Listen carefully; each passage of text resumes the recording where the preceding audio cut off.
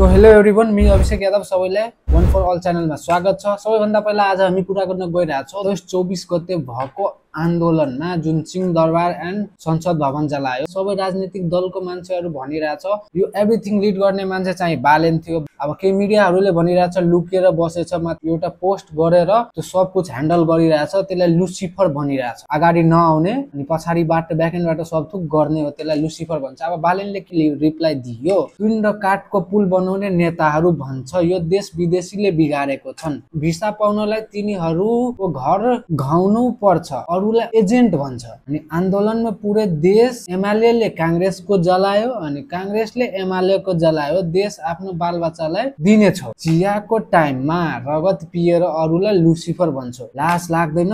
Anyways guys, let's go for the another news. त्यो चाहिँ ललितपुर महानगरपालिकाबाट हो। एकजना धापा खेलमा पेस्तोल एन्ड केही नगदको साथ यसलाई पक्राउ गरेछ।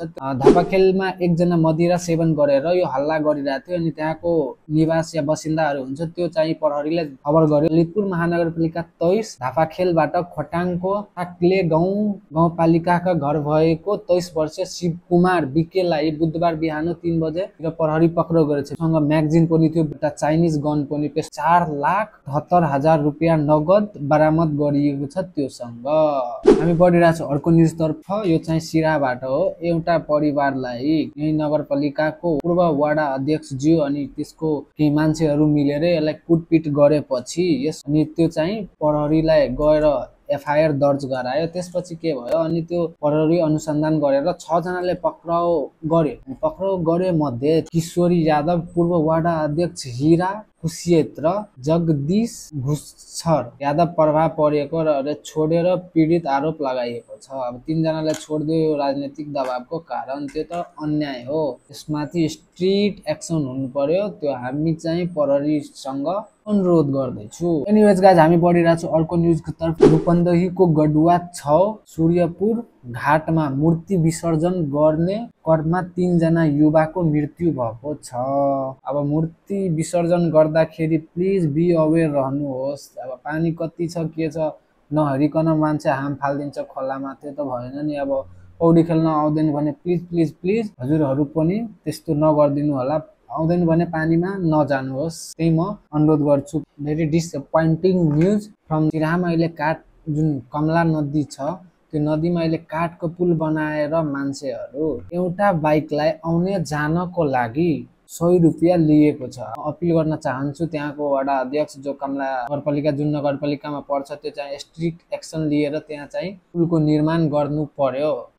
Let's go for the another news that is from the Kathmandu. काठमाडौँको नागार्जुन नगरपालिका 2 सानो भर्याङबाट अवैध रकम र सुन सहित एक चीनको युवा र एक नेपाली युवती पक्राउ परेको छ। त्यसले चाहिँ त्योसँग कति रकम थियो 69,75,000 नगद चाहिँ बरामद गरिएको छ। जुन मंगलबार राति 11:30 बजे नागार्जुन नगरपालिका 2 सानो भर्याङ रहिएको सरिता महार्जन घरको भाडा लिएर बस्ने चिनिया नागरिक 38 वर्ष जाइओगङ धनगढी नीलकण्ठ नगरपालिका 2 की 22 वर्षीय रोजिना सुनारलाई पक्राउ गरिएको छ। त्यो न्युज चाहिँ हाम्रो Nepali football. Let's go for the international news. Bill Gate फेरि कोल्याब गरिरहेछ इन्डियन सिरियलको जुन सिरियल हो क्योंकि सास भी कभी बहू थी 2 जुन सिरियल छ त्योमा त्यो 3 एपिसोड गर्छ। त्यो एपिसोडको स्टोरी लाइन चाहिँ फोकस गर्छ creating and improving awareness about the health of pregnant women and new birth. That means from the India. एउटा ब्रेभ फादरले आफ्नो 10 वर्ष छोरीको जान बचाउनको लागि एउटा मान्छेलाई मारिदियो। यसको छोरी एन्ड यसको बुवा गयो खोलातिर नुहाउन अनि अब नुहाइसकेपछि छोरी थियो त्यो साइडमा गयो अनि त्यहाँ गयो अनि एउटा मान्छे आयो, त्यसले चाहिँ यसलाई रेप गर्न कोसिस गरिरहेको थियो अनि त्यसले चिल्लायो अनि त्यो हल्ला गर्यो अनि यसको बाउ सुन्यो अनि त्यो हेरेर गयो अनि बिना केही सोचे सम्झेर एउटा पत्थर उठाएर यसलाई मारिदियो। त्यो आफै चौकीमा गएर कन्फरेन्स गर्यो, म यसलाई यस्तो यस्तो गर्यो अनि यो मैले यसलाई मारिदियो। त्यो चाहिँ फ्रान्सबाट हो। हजुरहरूलाई थाहा होला या नहोला म भनिरहेको छु। फ्रान्सको जुन म्युजियम थियो नि त्योमा 100 करोड प्लसको ज्वेलरी रोबरीहरूले चोरी गर्यो।